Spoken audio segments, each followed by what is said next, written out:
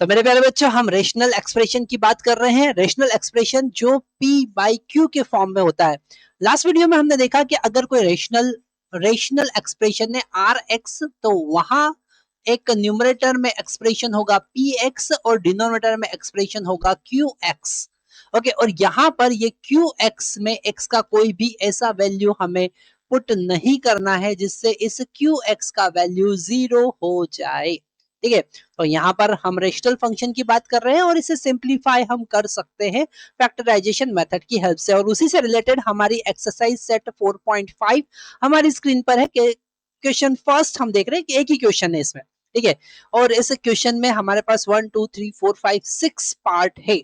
तो पहला पार्ट हम सॉल्व कर रहे हैं, पर क्वेश्चन में क्या गिवन है हम पहले वो देख लेते हैं। क्वेश्चन में गिवन है कि simplify the following rational expression assuming that the expression in the denominator are not equal to 0।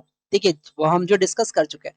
तो यहाँ पर फर्स्ट वाला अगर हम एक्सप्रेशन देखें तो फर्स्ट एक्सप्रेशन कह रहा है कि 3p² minus 3pq plus plus नहीं माइनस है माइनस 18q²।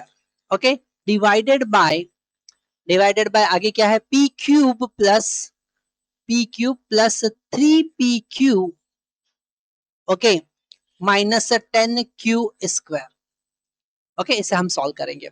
तो सबसे पहले हम न्यूमरेटर की बात करते हैं। तो न्यूमरेटर जो है n, न्यूमरेटर से डिनोट कर रहे हैं हम, न्यूमरेटर को n से डिनोट कर रहे हैं। यहाँ पर 3 हम कॉमन ले लेते हैं, तो हमको मिलेगा p² minus pq minus 6q²। ठीक है, तो ये जो लास्ट वाला टर्म है 6 माइनस 6 जो आ रहा है और यहाँ पर -1 आ रहा है ना, तो इसे फैक्टर बनाने के लिए हम क्या करेंगे, 1 को ऐसे पार्ट में डिवाइड करेंगे कि प्रोडक्ट 6 आ जाए।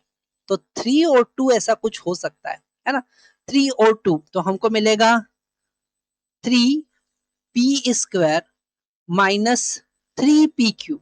Okay, minus 3pq plus 2pq minus 6q²। आपको समझ में आ रहा होगा कैसा क्यों किया, क्योंकि ये -1 को हमने -3 प्लस 2 लिख दिया। ठीक है, अब हम यहाँ पर आगे देख सकते हैं कि p अगर हम कॉमन लेते हैं तो ब्रैकेट में हमको मिलता है p माइनस, यहाँ पर हम स्क्वायर ब्रैकेट यूज करते हैं, p माइनस 3q और यहाँ से प्लस 2q कॉमन लेते हैं 2q, तो हमको मिलेगा p माइनस 3q। ओके, अब इस में से हम total p minus 3q common ले लेते हैं।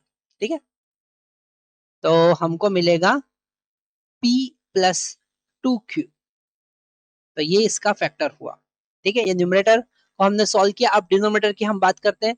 तो डिनोमिनेटर में हमारे पास में है p², यहाँ पर p² है ना, p², तो p² plus 3pq minus 10q²। Okay, अब यहाँ पर इस 3 को हमको 2 पार्ट में डिवाइड करना है ऐसा कि मल्टीप्लीकेशन 10 आ जाए। तो 5 और 2 हमको समझ में आ रहा है, तो p² plus 5pq minus 2pq minus 10q² है ना। तो यहाँ पर 5 इंटू -2 -10 आ जाएगा। अब यहाँ पर क्या करेंगे, वही जो उधर किया था, p कॉमन ले लेंगे, तो p कॉमन लिया तो p प्लस 5q बचा और यहाँ से -2q कॉमन ले लेंगे तो क्या बचेगा, p प्लस 5q। ओके, अब दोनों में से क्या कॉमन लेंगे, p प्लस 5q कॉमन ले लेंगे। ठीक है, तो हमको मिलेगा p माइनस 2q। ओके, ये हमारे पास मिला, ये फैक्टर आया, इसमें हम यहाँ आगे वैल्यू पुट करेंगे तो हमको क्या मिलने वाला है। तो हम यहाँ पर अब थोड़ा सा रेड कलर यूज कर लेते हैं। तो ये इस न्यूमरेटर को हम लिख सकते हैं, न्यूमरेटर को हम लिख सकते हैं 3 into p minus 3q into p plus 2q। Okay, divided by denominator को हम क्या लिखेंगे, p प्लस 5q